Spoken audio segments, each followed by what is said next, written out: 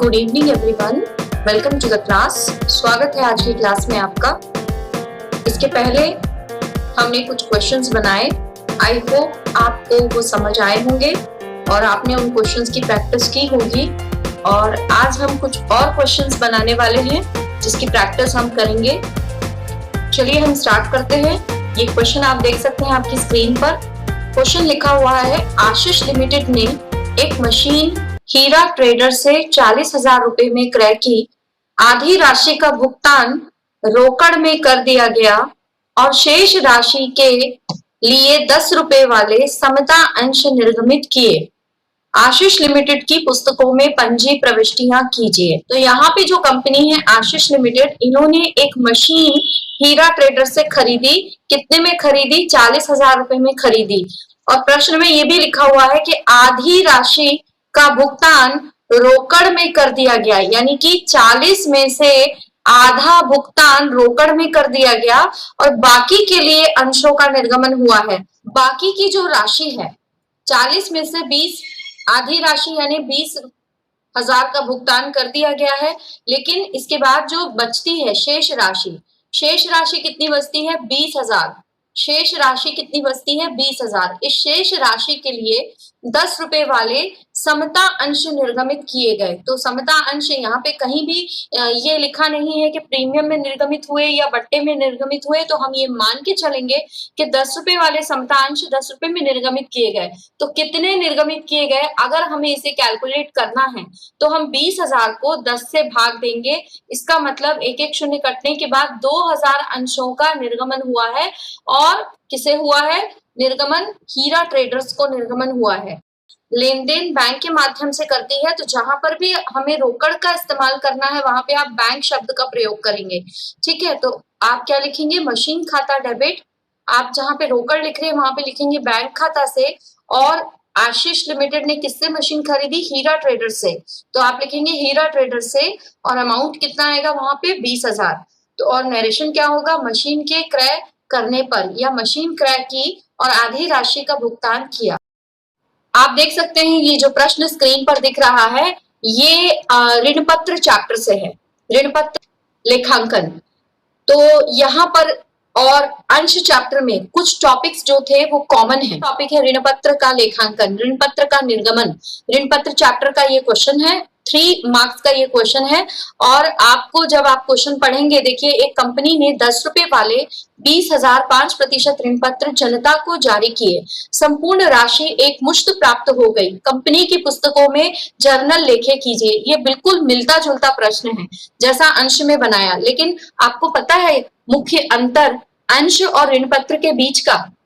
ऋण पत्र और अंश के बीच का मुख्य अंतर ये है कि ऋण पत्र जो है वो कंपनी के लिए दायित्व है, दीर्घकालीन दायित्व है जिन्हें भविष्य में कंपनी को लौटाना है।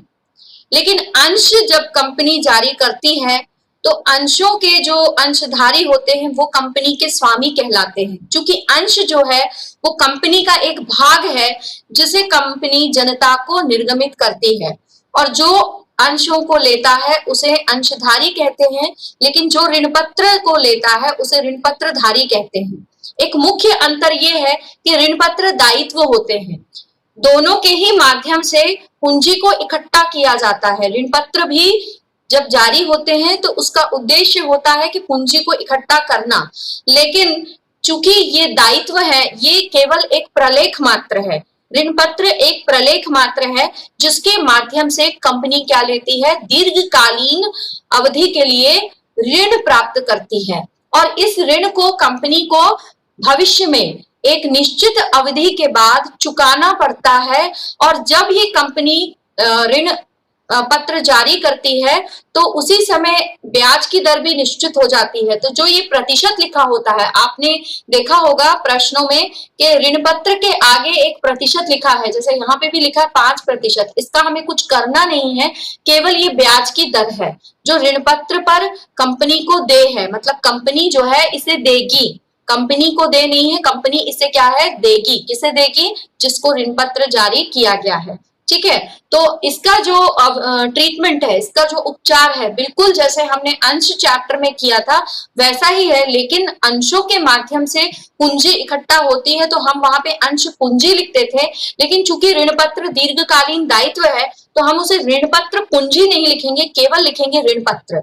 जहां पे हम अंश पूंजी लिखते थे वहां केवल ऋण पत्र लिखेंगे। बैंक खाता डेबिट 5% ऋण पत्र आवेदन खाता से, इस प्रकार से एंट्री होगी। और राशि कितने अंश हैं? टोटल है 20।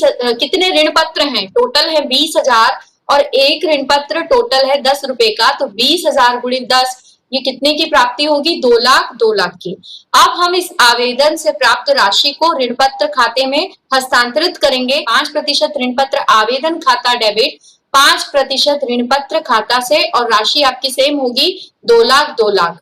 आवेदन राशि हस्तांतरित करने पर, तो इस प्रकार से आप देख सकते हैं 2 एंट्री आपको पास करनी है। जैसा कि हमने इसके पहले जो कंटेंट हमने देखा था अंश चैप्टर से जो था वहां पे हम करते थे, यहाँ पे भी सेम टाइप से 2 एंट्रीज होगी, लेकिन अंतर केवल इतना है, वहां पे हम जहां पे अंश लिखते थे वहां पे क्या लिखेंगे? यहाँ पे ऋण पत्र लिखेंगे। और ये जो प्रतिशत है ये केवल आपको प्रतिशत लिखना है, इसका आपको कुछ करना नहीं है, केवल यहाँ पे लिखना है 5%। और जहां पे हम अंश पूंजी लिखते थे वहां पे भी हम केवल 5% ऋण पत्र दर्शाएंगे। को राजू लिमिटेड ने एक चालू व्यवसाय 2,50,000 रुपए की संपत्तियों को क्रय किया। इसके प्रतिफल स्वरूप 40,000 रुपए नगद दिए तथा शेष के लिए सममूल्य पर 15% ऋण पत्रों को निर्गमित किया। प्रत्येक ऋण पत्र 100 रुपए का है। जर्नल के आवश्यक लेखे कीजिए। सबसे पहले आप लिखेंगे कंपनी की पुस्तकों में पंजी प्रविष्टियां। आपकी पहली एंट्री होगी संपत्ति खाता डेबिट, क्योंकि संपत्ति को क्रय किया गया है तो संपत्ति खाता डेबिट, और उसके बदले कुछ पैसा नगद दिया है, उसके लिए लिखेंगे आप बैंक खाता से। और यहाँ पे विक्रेता का नाम नहीं पता हमें, तो यहाँ पे हम क्या लिखेंगे? विक्रेता खाता से। तो 2,50,000 रुपए की संपत्ति थी, नगद कितना दिया गया? नगद दिया गया 40,000 और बचा कितना? 2,10,000। और नरेशन क्या होगा? चालू व्यवसाय क्रय करने पर।